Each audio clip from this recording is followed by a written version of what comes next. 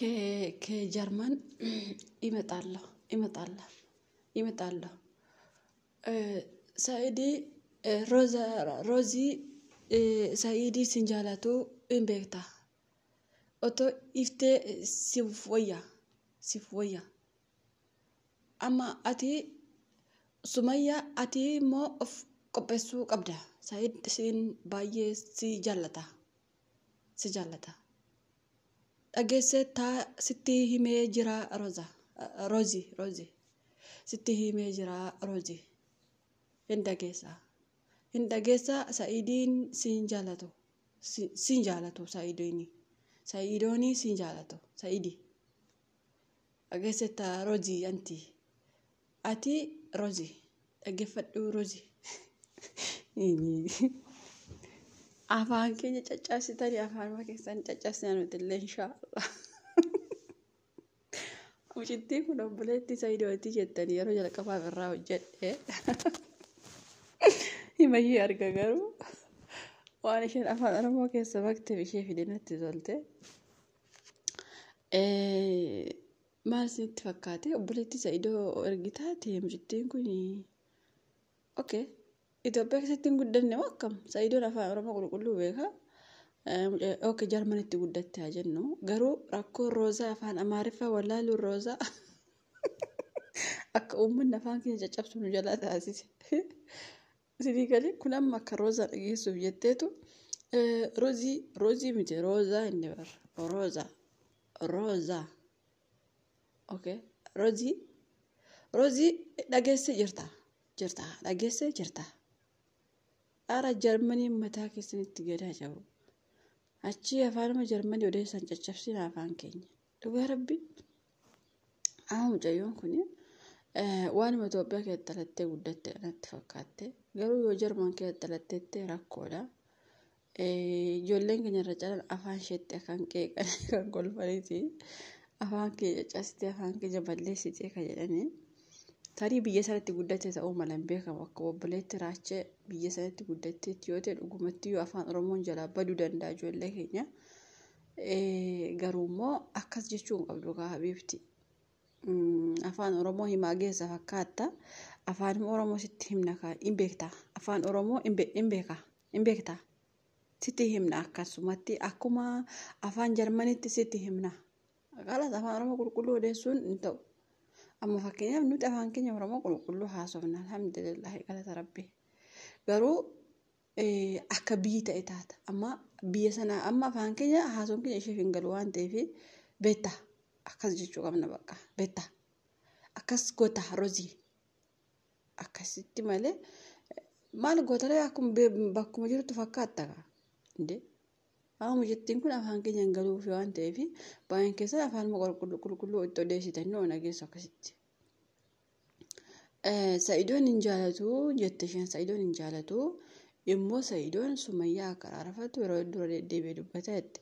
Dhugumatti nuti sinuma keenya Sa'idoo irra deddeebi'ee maal jedha beektu Roozaa bira dhaabbatee illee ani jilba keetti illee kufee dhiifama si gaafa waan hundaayyuu si godha haadhuma manaati jibbitu sanayyuu nan dhiisa jennaan situ diide malee jedhee dubbatee jira ijoollee kiyya arguu barbaada ani haadha mana addisiin barbaadu mucaa kiyya barbaada si barbaada jedhee Sa'idoon dhugaadha afaan isaatiin akkas jedha Sa'idoon garuu immoo Sa'idii siin barbaadu Rozi Sa'idii si fuudhuu hin fedhu maa akkas jechuun hin barbaachisu habiibti nuti illee nu fuudhi jennee hin kadhanne jennaan isin faana boonyaan immoo faaraa wayii nu gootanii namni tokko garaama si jabeessaa amma osoo afaan hundumaa odeessitti hin dhaga'u ture yeroo hundaan dalaka darba kaleessa garuu sitti himaa dhagahi jetteeyyuu atis afaan Oromoo itti caccabsitee beekta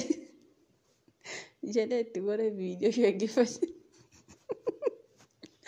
afaan Oromoo baay'ee namatti tola garuu akka Sa'idoo Roozaan jaalanne dubbatte dhugaa dubbachuu fi kuni waan kijibaati Sa'idoo Roozaa jaalata dhugaa rabbii Roozaa tullee jaalala sobaan Sa'idootti iyyaate malee Sa'idoo Roozaa jaalata dhugumatti Sa'idoo Roozaa jaalata maaliif Roozaan dubartii jaalatamuu qabdu dhugumatti garuu namni shaawwade yookaas immoo namni Saayidoo sobu Roozaadha.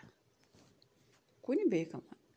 Har'a amma buleettiin Saayidoo kunis deebitee Roozii Saayidii si jaalatu haa jettu iyyuu malee duraanuu si jaalatu Saayidii jetti isheen. Saayid miti rakkoon Saayidoo miti kan bira jiru Roozaa bira.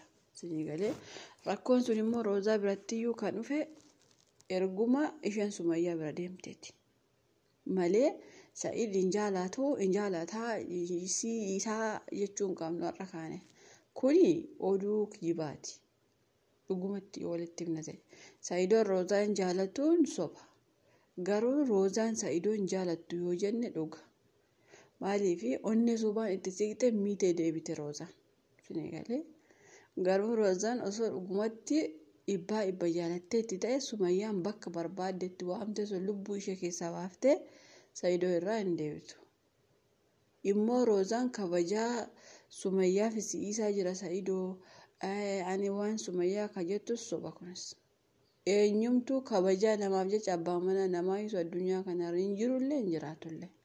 Sinii galee maaliif dubbachuu barbaade waan obboleettiin Saayidoo Saayid sin jaalatu jettu kanaaf. Kuni waan sobaati. Saayid sin jaalatuun soba inni waa bira. Sigalee Saayid si jaalatu duraanuu dhageessa taasitti himee jira kun soba. Afaan Jarmanii keessa jechuma kaawwadha. Maal afaan warra kaanii akkamiin sirraame haasa'ame afaan Oromummaa sirratti naasa'in sirumayyuu mucayyoon kun na aarsiteetti jiru garabbi. Haala afaan Amaariffaa qaxaqaxaqax gochaa jirtu maa Jarman afaan Amaariffaa haasa'amu. Haala Oromoon immoo maaliif beektaa sitti himaa maal caccabsita afaan keenya caccabsi. Si jammar caccabsuun qabdu yaa'anicha. Waa jechuudha. Baay'een keessan dhugaa rabbii ishee bichaa miti bar afaan kan sirrimatti qaxqaxqaxqootu. Afaan Oromoo bira yoo geessan beetaa ani beeku ati beetaa ani akkasii sana maakii Saayid jaalata. No Saayid jaalata. Saayid Roozaa jaalata. Roozaa Saayid hin jaalattu. Akkasitti beetaa afaan naannama aarsituu jaalibar. Haan afaan kee caccabsitan irraan immoo sin jaalannu jettan. Nama dhibdanii.